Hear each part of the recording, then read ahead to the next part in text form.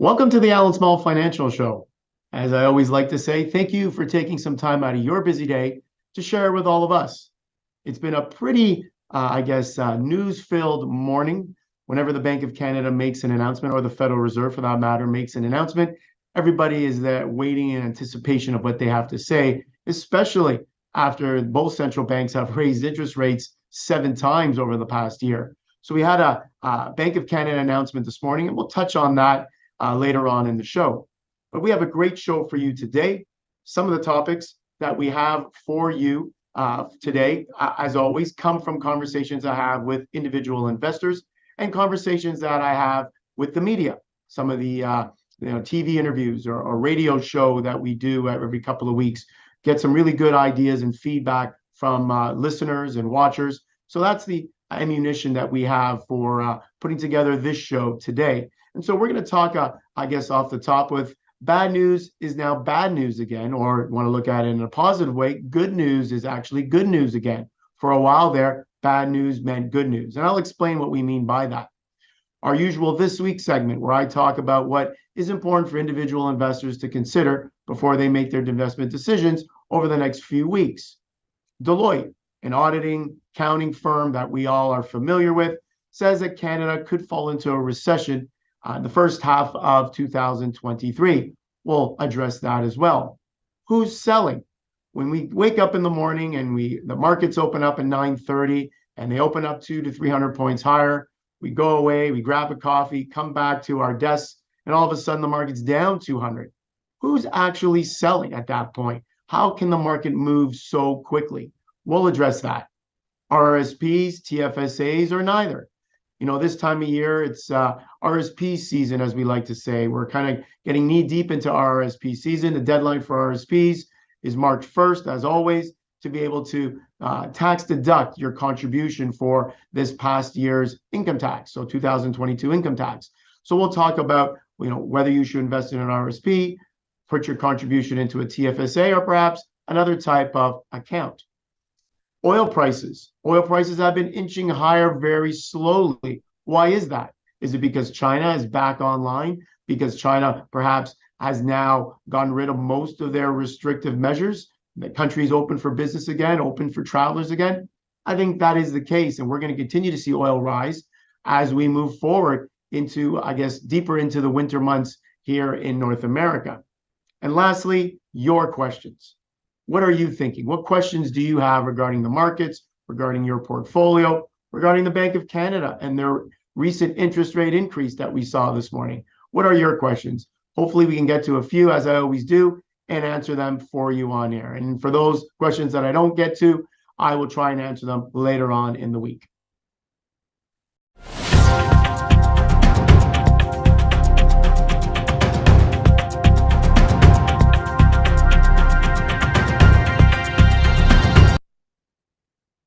So this topic of bad news is bad news again, good news is good news again.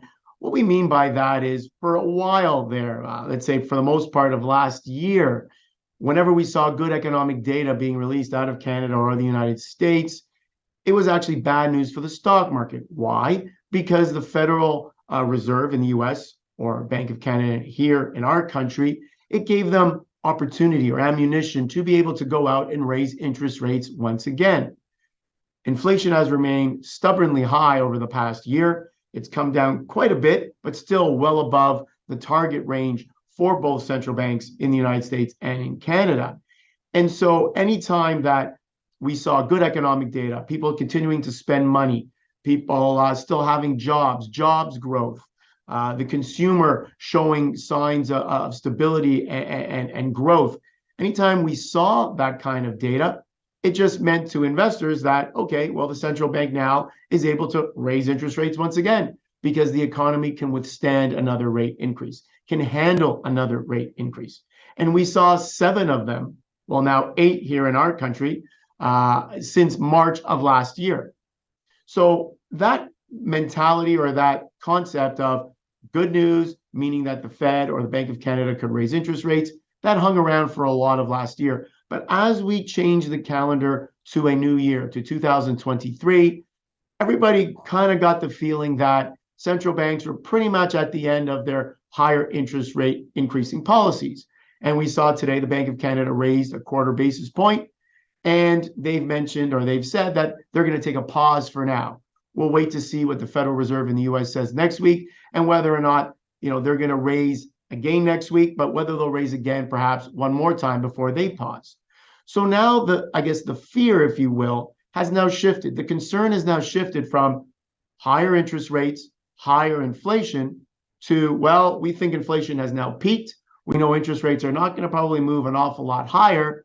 So now the fear is, can the economy withstand this higher interest rate level that central banks have said is going to stick around with us for some time to come? How are these higher rates now going to affect the economy? Can the economy continue to grow?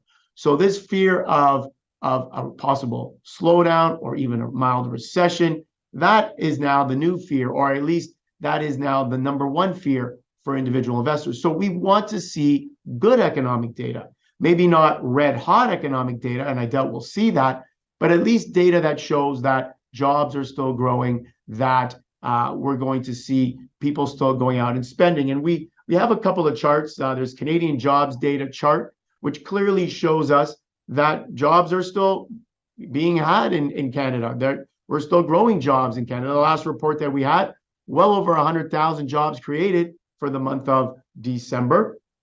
And you can also see here, we have Canadian GDP showing an increase. So we're not seeing anything near recessionary levels, which would be negative growth or negative GDP.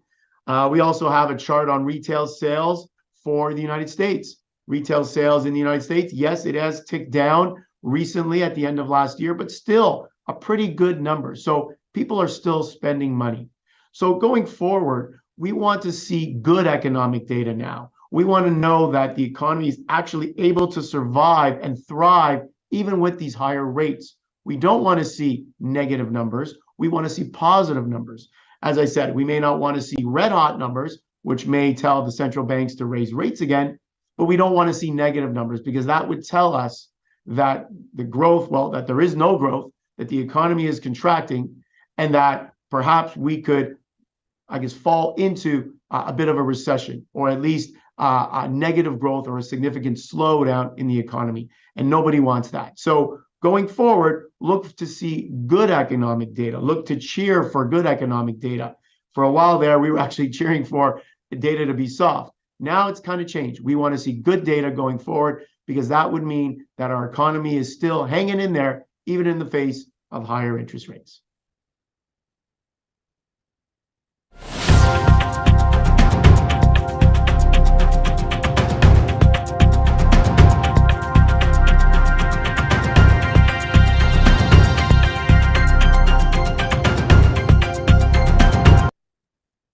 So this is the part of the show where I talk about what I believe is important for individual investors to think about when you make your investment decisions over the next few weeks. Topics I've chosen for this part of the show, as many of you that watch the show know, I like to choose 3 ideas. And for the most part, unfortunately, the ideas have been quite similar from show to show, but they're still very important today. And I try to talk about them slightly different each time. So the first point is economic data and central bank meetings. I touched on that already in this past segment. So we're going to be looking for what central banks have to say going forward. Bank of Canada today has said a lot already. Central bank in the US, the Federal Reserve, will speak next week, and they'll set their economic policy. We want to continue to look at economic data, inflation data, retail sales data, jobs data. This is very important for central banks to set their policies. Individual investors also want to look at corporate earnings. How are corporations doing right now? We know they're all slowing down, but by how much? Are they still showing some growth? What are they saying for the future, the upcoming quarters? Where do they see things? And lastly, evaluating an investment. I think you always need to evaluate an investment, but what do I mean with evaluating investments at this time? So we'll talk a bit about that as well. So our first topic, economic data and central bank meetings. As I said, Bank of Canada has met this morning. They've announced a 25 basis point increase, and that is going to be crucial, right? Crucial for our Canadian dollar, crucial for our housing market. So I think individual investors need to take note of that. Economic data is extremely important. What are the numbers looking like? What are the inflation numbers looking like? What are, as I mentioned in the previous segment, the jobs numbers looking like? I think we have a few charts here. Bank of Canada rate hike chart showing how much the Bank of Canada has raised rates. Today, their 8th increase since March of last year. One of the fastest pace, if not the fastest pace of increase of interest rates we have seen, definitely the fastest pace in the last 40 years. We also have a chart here showing the US and the Fed funds rate, showing how steep the target rate has gone up. Look at that, pretty much a straight line all the way up in 2022. Once again, these are things we have not seen since the 80s, early 80s. Interest rates rising that quickly. Obviously, at that time, we saw double-digit interest rates at that point during the 80s. Obviously, today we're not anywhere near that high, but the pace of increase has been just as high. So regarding economic data, what central banks are saying, we want to look and consider what they're going to say going forward. Are they going to give us any indication of a pause? Bank of Canada has already said they will pause, which I think is good for equity investments, for investing in the stock market. But more importantly, what is the Federal Reserve going to say? As I say all the time on the show, the Fed tends to have a much bigger effect on the stock market than the Bank of Canada. So we'll be looking very closely, listening very closely at what the Fed has to say at their next meeting. Will they indicate a pause after their 25-point hike, which we all believe will happen? Don't think it's going to be anything more than that. But will they say they're going to pause, or will they raise a second time at the next meeting and then pause? We definitely are closer to the end of these rate increases than we are at the beginning, but how many more do we have? And what are central banks and the Fed in particular, what are they going to say going forward in the future? And that will be very important for individual investors to parse through before you make your investment decisions. Let's move on to the second topic or second point that is important, and those are corporate earnings. We're in the heart of corporate earnings season. We've heard from banks. We've heard from one major tech company, Microsoft, last night. We've heard from some airlines, Netflix. What are corporations saying with regards to how they're doing, what their outlook is, how are earnings looking? And it's interesting because you take a look at Netflix, for example. I think we have a chart of Netflix. They had pretty good corporate earnings. You know, their top and bottom line numbers weren't the greatest, but everybody measures Netflix on how many subscribers they can get to join or to pay, how many subscriptions they can sell. And most individuals were expecting maybe a few million. They ended up increasing subscriptions or subscriber growth by over 7 million, 7.6 million new subscribers. And Netflix just shot up when that was announced. So bottom line, top line numbers didn't really look as important as subscriber growth. And certain companies, it's interesting because you would think bottom line and top line, how much they're making after expenses, that would be probably the most important number. But with some companies like Netflix, it's more potential. The more subscribers they have, the better their earnings hopefully will be in the future. So subscriber growth was very important. They blew out the number and the stock rose significantly. Microsoft, I believe we have a chart of Microsoft. This was an interesting one. Microsoft reported earnings last night. They actually were pretty good, in my opinion. The stock initially ran up about 6-7%. Their cloud business, which is the most profitable part of their business, their Azure, as they call it, is growing at about just over 30%. Once upon a time, it was growing at 40%. The, I guess, whisper number or expectation was about 28% growth. So they beat the number. They beat on the top line growth. They beat on the bottom line growth. Everything looked great. I wake up this morning and Microsoft is down 5-6%. Stock price is down. What happened? Well, in their conference call, their CEO said that they're in tough going forward, that they don't see the growth that they used to have, which I think is obvious at this time, and that you should expect growth to slow down going forward. And the stock just unfortunately was sold off at that point. So another stock, another corporate set of corporate earnings. I like Microsoft. I think it's a fantastic company, one of the best run companies in the world today. Looked good on after they announced, and then by this morning, trading down and taking down this market today. So another example of an important corporate earnings release that can really affect the overall stock market. And here I threw one more, Bank of America. Bank of America, like other banks in the United States, had good earnings, great earnings. And I look for Bank of America to continue to do well. They do well as interest rates rise. We believe interest rates are going to continue to rise, at least in the short term in the US. And that bodes well for a name like Bank of America. They make more money off the loans they provide. The interest they can charge is higher, and they make a lot of money, more so than most of the other banks in the US in that way. And Bank of America is a name down from about $50 a share, so down over 30% from their highs. A stock that I've said many times to many individual investors is on sale right now. So looking at corporate earnings in general is going to be very important to what type of investment you want to make over the next few weeks as you add money into perhaps your RSPs, perhaps your TFSAs, as you add money overall to your general portfolio. The last topic, or third topic, that I wanted to touch on for individual investors to consider is the evaluation of investments, evaluating these investments. And what do I mean by that? Well, we have a couple of more charts here to show you. I always like to show some charts. Meta, for example.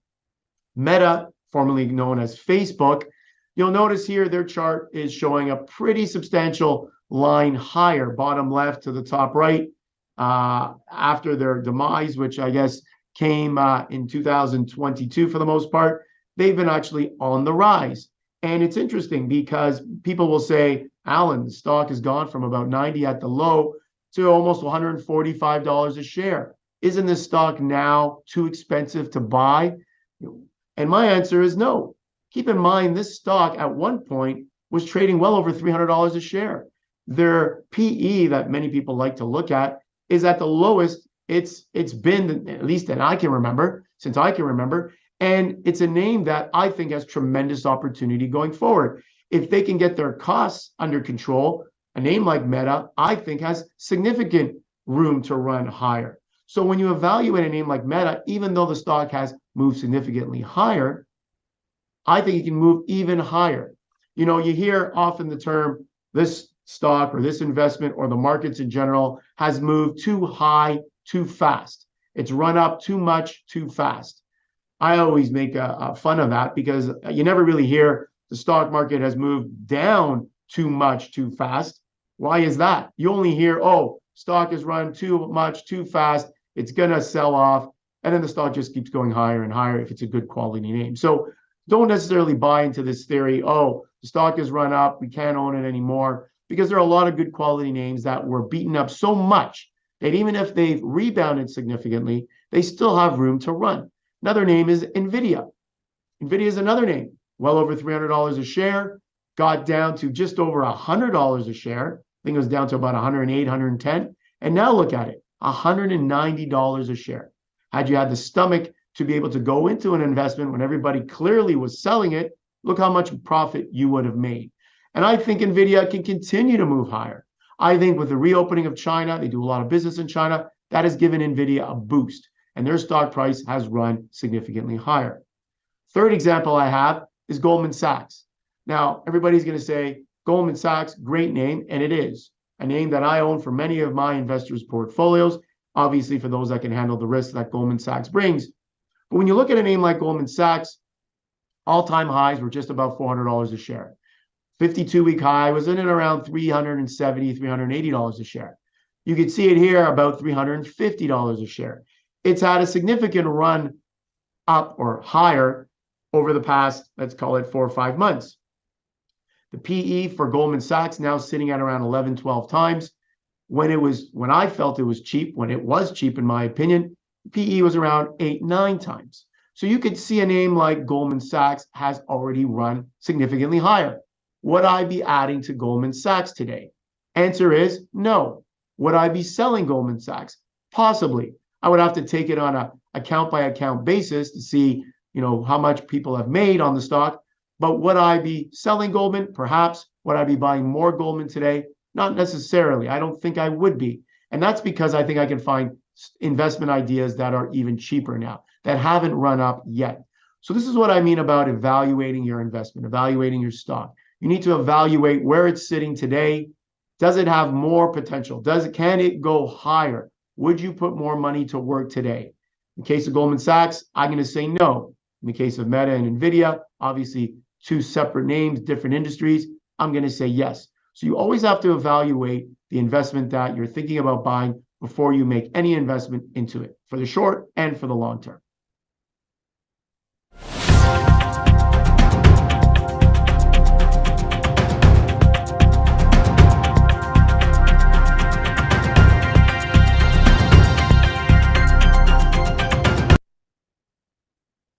So Deloitte, a name that we all know, auditors, accountants, big firm that most of us would recognize, they're talking about Canada falling to a recession in the first half of this year. And I've done many interviews where people have asked me, is this a big deal, Allan? Are you fearful of this? And what can investors do about it?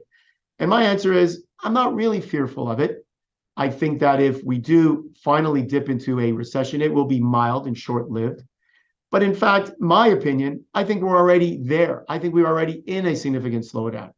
Just listen to all the CEOs when they come out with their quarterly earnings over the next few weeks. Listen to what they say on their conference calls. They're all talking about a significant slowdown. But most of them are actually saying that they're going to be able to withstand this slowdown. They're going to be able to handle it and come out the other side, and they'll be just fine. In fact, some of them are saying they're going to look even better because they're cutting costs. They're going to be leaner and meaner, and they're going to have a business that is right-sized and right for the environment that we're in today. So even though Deloitte may say, yes, we need to be fearful of an upcoming recession, and they're blaming it actually on the Bank of Canada raising interest rates now 8 times in the last year.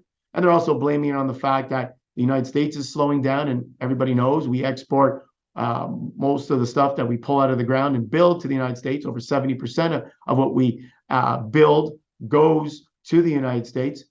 So if they're slowing down, it's only natural we're going to slow down. If they go into a recession, there's a good chance we might go into a mild recession.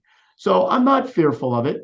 And in fact, I think we're already there. And so I think the market has already priced in this slowdown.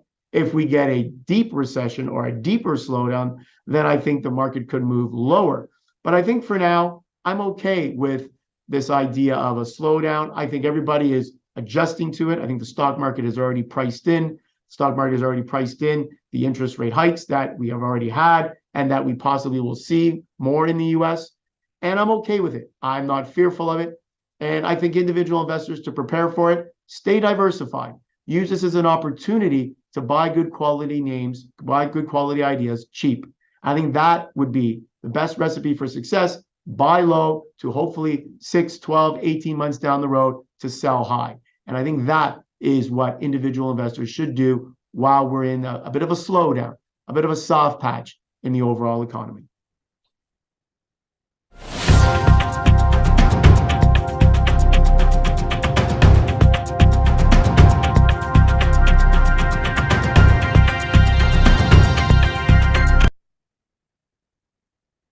So who's selling this market? It's funny. You as I said earlier in the show, you wake up, you come into the office, you turn on your computer, market's up a couple of hundred points, the Dow a couple of hundred, the TSX up 100, the Nasdaq's up. You go grab a coffee, takes you about 10 minutes, you come back, the market's down 300. And you have no idea what happened. It's almost like you're blindsided by this decrease in the markets. What usually it means is that somebody has said something, usually a Federal Reserve governor. And that's what we've seen in the past couple of weeks. A lot of the Fed officials have come out and said, well, we think interest rates need to go a little bit higher, that we're not going to stop necessarily at 5%. Maybe they need to go above 5% for a prolonged period of time. Now, that was something new that we heard this in the past couple of weeks, and the stock market quickly sold off. I think that day the Dow Jones was down over 700 points. So who is actually selling? How can markets move that quickly? Most of us are at our place of work, right? We're working, we're at our jobs. Most of us don't even have access to these Federal Reserve governors when they make their speeches. So who is selling? Quick answer, it's the computers. And we've talked about this on the show before. The computers are the ones that are doing the selling. They're designed to pick up on good or negative news. These algorithms that are created by a bunch of people sitting perhaps the top of the Goldman Sachs Tower or JP Morgan or any of the large major financial institutions, they create these computer programs that are designed to pick up on news. Sometimes it's good news, and you see a cascade of buys coming through the market, and all of a sudden the market goes from up 100 to up 500 in a span of a few minutes. Unfortunately, over the past year, we've seen it go more the other way, where someone says something about interest rates, someone says something about inflation, negative news, and then we see a cascade of sells happen. So who is selling? It's not the retail investor. It's not me. It's not you. It's not your next door neighbor or your relative. Most of the sells are being done by computer programs. That is why they can be done so quickly. Millions of trades being done, in minutes and seconds. And that's what's taking this market one way or the other. And that's why you see the increased volatility. We haven't seen as much of that as of late. And that's why you've seen volatility, or the VIX, as the VIX is the measurement of volatility, the index for volatility. We've seen that come down because volatility hasn't been as extreme over the past, let's call it, a few months. But whenever you see the markets turn on a dime very quickly, it usually means it's the computer programs running wild. So when you go see your investment advisor, ask them, should we be selling? It seems like everybody is selling. That's not true. Everybody is not selling. In fact, savvy investors are actually using this as an opportunity to buy, not to sell. You want to be a contrarian. You want to buy when those are selling and sell when those are buying and the stock or investment is at a high. And if you can be a contrarian, if you have the stomach to be that contrarian, I think that is a good winning recipe. So overall, who is selling? For the most part, when you see these trades going through quickly, it's the computers. We can always blame the computers, unfortunately. It's not you or I.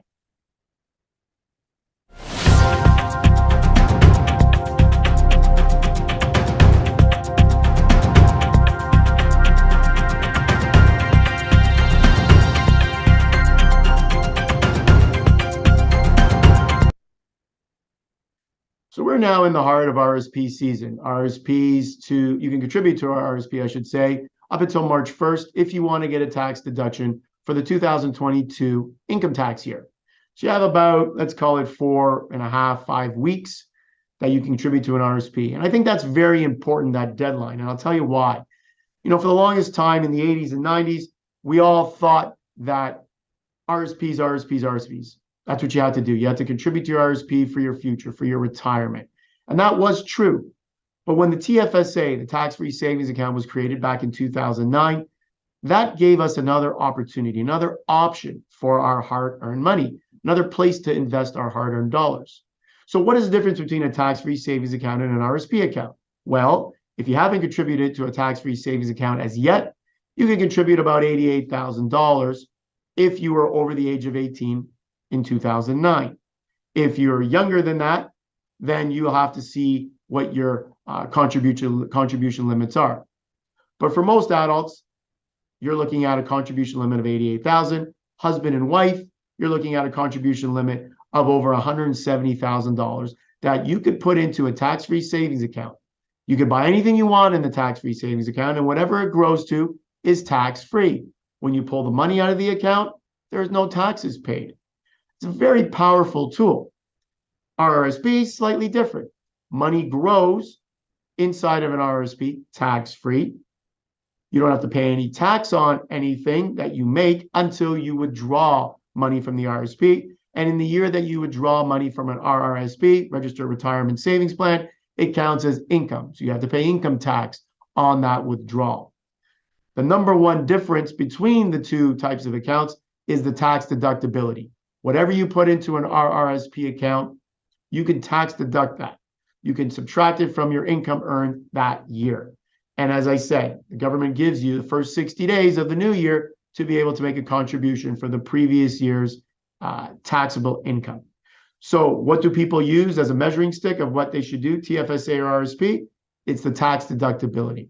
If you could use a tax deduction on income tax for that year, and you could put money away for the long term, then you probably want to go into an RRSP to get that tax deduction. TFSAs, if you need money, you might need it soon. You can't hold it for a long time in there. You want it to grow for your future, but you don't want to necessarily pay tax on it. You don't need a tax deduction.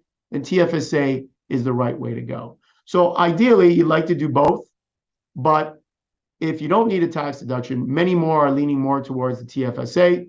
Younger investors are leaning more towards TFSA, but still, many people will invest money into their RSP before the tax deadline of March 1st, and that's fine, provided that is what you need. That tax deduction is what you need for income tax. And I think that is probably the better way to assess whether you should put money in an RSP or a TFSA at this time and where we are today.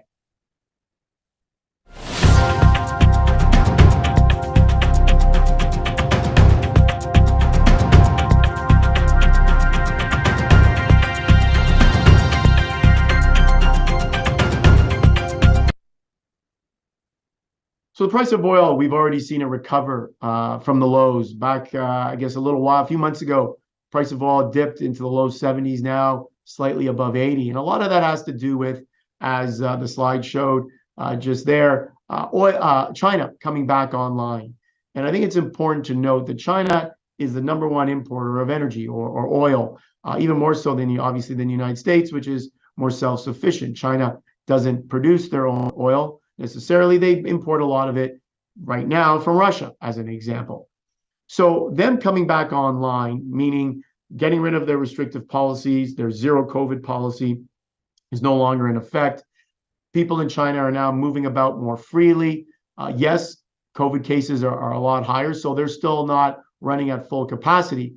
But I think it's only a matter of time before you see the Chinese back at full capacity, back to higher GDP or higher growth for the country. And what they're going to need as they move faster, as they move around more, is more oil. And I have no doubt that the price of oil, at least in the short term, is going to move higher because of that. You couple that with the winter season here in the northeastern part of the United States and here in Ontario, southern Ontario, and across Canada, and you have this thirst or this need for energy, need for oil, need for natural gas. And so in the next month or two, I would not be surprised to see the price of oil move higher. I think we have a chart, one last chart here to show on the price of oil. You can see in the bottom right there, price of oil starting to tick higher. It's still way down from about $120 a barrel that it once was. But as we move further into the end of January, into February, the colder months, and as China, I guess, comes back or wakes up from their hibernation, if you will, or comes out of their zero COVID policy and restrictive measures, the thirst for energy and oil is going to be tremendous from that country. And it will unfortunately take away possibly from the Western world, from Europe, et cetera. And, we're all hoping that the fact that for the most part, it's been a mild winter in Europe and United States and Canada so far, and that has helped. But going forward, if we start to see colder temperatures combined with a resurgence of the Chinese economy, I think you're going to see oil prices. So what does that mean for oil stocks? I think they can move higher. If you have an opportunity to perhaps add one or two names, oil names to your portfolio, you may want to consider that if you can handle the volatility that those names bring. But many of the oil names pay a good dividend. So you may want to consider that as a small piece of an investor's portfolio.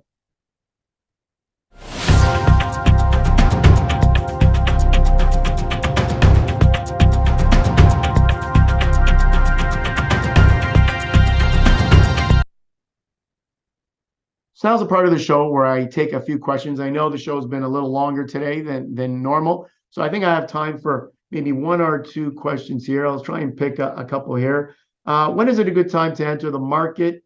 Do I need to wait for a significant dip? Pretty good question. I think entering the market, you can enter the market anytime. I know people that try and time the market, and that never works. You might get lucky and time it once and then think, oh, that's the way to go. But over the long term, it never really seems to be a good strategy. Do I need to wait for a significant dip? I don't think you need to wait for a significant dip, provided you continue to look for good quality investments that are trading cheap. The GARP approach, growth at a reasonable price. You want to find good quality investments at a reasonable price. And you can find those investments whether the stock market is near all-time highs or all-time lows. Obviously, when the market dips as it has this past year, it affords us many more opportunities to invest. But unfortunately, you don't see market dips like we saw in 2022 very often. In fact, it was the fourth worst year since 1945. So if you think about how many years where the markets went higher, obviously a lot more. So if you wait for these dips, you're not necessarily going to get them. So you want to always look to buy good quality investments at a reasonable price, and you can enter this market anytime. I'll take one more question before we go. I've been reading that inflation is coming down, but my life has been so expensive I cannot see it. When do you think we will start to see it? So when do you think we'll start to see inflation coming down? Well, the answer to that is, at least on paper, according to the statistics, we're already seeing it coming down. And I think you're seeing it more maybe at the pumps when you go fill up your tank gas. Whether you see it come down more and more, food inflation, wage inflation, I think that remains to be seen. I think over time, both those things will come down. Obviously, no one wants to see wages come down. We want our wages to increase, but the Bank of Canada wants to see our wages come down or at least stay the same. I think all of us are in agreement. We'd like to see food prices come down, and I think you will see that. Now that supply chains from places like in Asia and other places around the world seem to have opened up a lot more, I think you will start to see food inflation starting to come down, albeit very gradually, but I think you'll start to see it come down more and more. So the answer to that question is hang in there. You will see inflation coming down, I would say, in the coming months, but we may have to go through hopefully a mild slowdown, not a significant one, in the near term to get there. So that's all the time we have for our show today. I want to thank everyone once again for tuning in and watching the show. I look forward to seeing you all again, I believe, on February the 8th, if I'm not mistaken, at 12 noon, which is a Wednesday. Every second Wednesday, we're here giving you all the information that you need, answering all the questions you may have so that you can make good quality investment decisions. See you next time.